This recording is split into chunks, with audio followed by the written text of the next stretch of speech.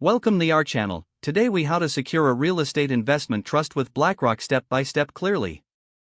To secure a real estate investment trust with BlackRock, begin by researching the types of REITs they offer.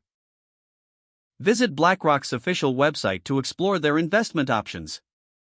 Review the performance data and historical returns of their real estate funds.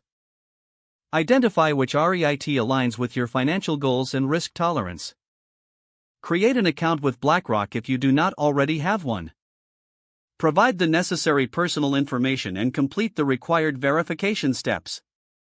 Once your account is set up, navigate to the investment section of the platform. Select the desired REIT that you wish to invest in. Determine the amount you plan to invest in the selected REIT.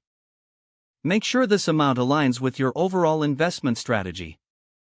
Review the investment details, including the fees associated with the REIT. Ensure you understand all terms and conditions before proceeding. Confirm your investment choice and finalize the transaction. Monitor your investment regularly to stay informed about its performance. Consider setting up alerts for any updates or changes regarding your REIT investment. Review your investment strategy periodically to ensure it continues to meet your financial goals. Stay informed about market trends and news related to real estate. Engage with BlackRock's research and insights to enhance your understanding. Continuously evaluate your portfolio to make adjustments as needed. Attend webinars or workshops hosted by BlackRock for further education on real estate investments. By following these steps, you can effectively secure a real estate investment trust with BlackRock. If the page does not load, refresh the browser or try again in a private or incognito window.